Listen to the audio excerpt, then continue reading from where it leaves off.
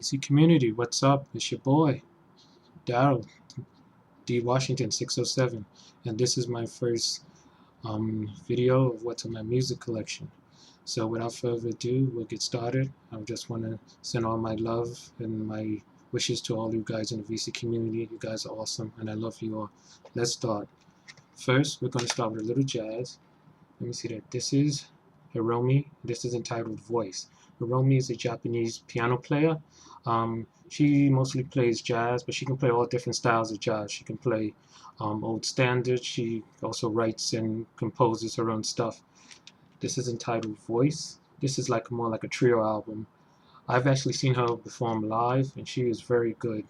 She may be small in stature, but the way she plays piano and the way she moves around when she's playing and stuff, she's an amazing artist. So this is called Voice. This is Hiromi. And if you go into YouTube and type up her name, you can really see some great performances of her and her band. She's an excellent piano player. Next up, can I see that? This is Dave Fiuczynski. This is called Jazzpunk. Dave Fiuczynski is more like an electric avant-garde guitar player. He reminds me a little bit of John McLaughlin, you know, that kind of style. And I love this cover art. This cover art was actually made by his wife. And every time I see this cover art now, and I think for some reason I think of our good friend Derek. I can see him on the cover or something like that. Because if you just look at the artwork, maybe that'll be good for the next Derek Fall. Maybe, who knows? Who knows? But actually, just to make case, these two people here, they've actually played together because David Fiuczynski also plays in Hiromi's band, and I have seen them perform live together. They're excellent. But you definitely have to check this out. It's Dave Fiuczynski. This is Jazzpunk. Excellent. Next up, it's our old boy Miles Davis live around the world. This is a great album. They took a lot of highlights from concerts that he did. I think it was probably before he passed away and stuff, but actually I like a lot of Miles' new stuff. A lot of us have his classic stuff, but I liked a lot of the new stuff.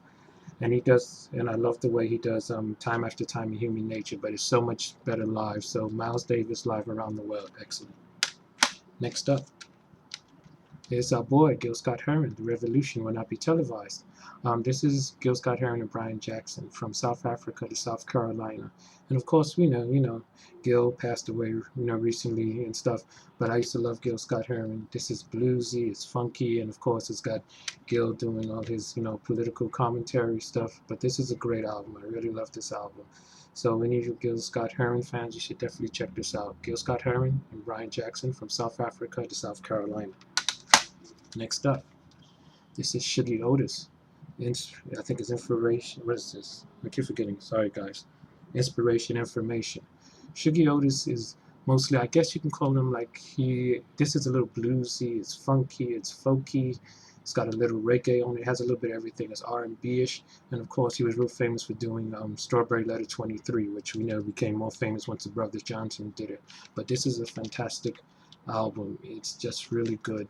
So if you guys want to do it, you should definitely check this out, Shuggie Otis. Next up, this is Ola Dora Neighborhood. He reminds me a little bit of Shuggie Otis. It's got that same kind of bluesy, a little folky, maybe a little bit reggae and stuff. Ola Dora, all you guys that are hip hop fans, Ola Dora, this is Nas's biological father, and he also plays flugelhorn. This is Ola Dora Neighbors. See that? It's a great album. You should check it out. Next up, this is Paul Pena, New Train. Paul Pena is more like kind of a blues, folky kind of singer.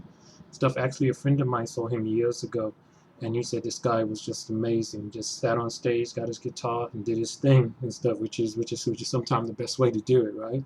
And he does a great version of Jet Airliner. I think the Steve Miller Band did that, but this is definitely excellent album. This is Paul Pena, New Train. And this one I'm going to send out to our boy Tim out there. This is Soul Alive, Doing Something.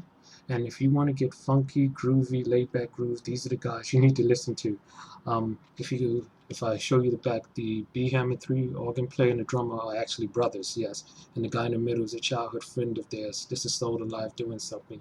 It's funky, it's R&B-ish. There's a little bit of everything on this album. And I And I've seen these guys perform live a couple of times, and they do not disappoint. People just get on their feet, start snapping, grooving, and going crazy. But if you want to really get groovy, funky grooves, you should definitely get Solar live, Doing Something. Excellent CD. Next up, for you crooner fans, this is Kurt Elling live in Chicago. I really like Kurt Elling because I like the way he interprets songs. He kind of puts his own kind of spin on them, and he's very good live. I've actually seen him perform live also, and I like the way I like the way he interacts with the audience. You see that right there, and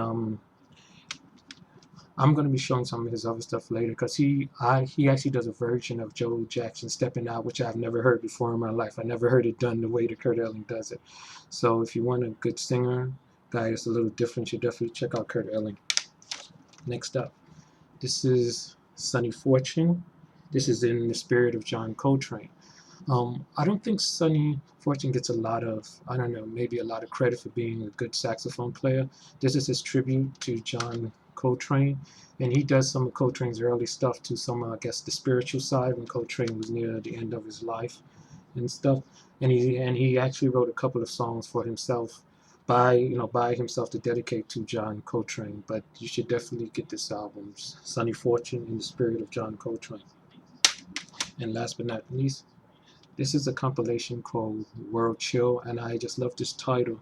And I love the title right here, Laid Back Grooves for the Global Minds. When I first saw that title when I was digging through my collection, I said, you know what, that sounds like the VC community, Laid Back Grooves and Global Minds, which is what you guys are. You have global minds, which makes the VC communities just great. Also, I like that picture. I can imagine if I took a lot of the VC community members' picture and put it right there, that could be them. That could actually be them listening to their records and stuff. Mostly, this is a compilation of a lot of different artists from around the world and stuff. They have Taj Mahal, Ernest Ranglin, who's a great, I think he's from South Africa, guitar player, great.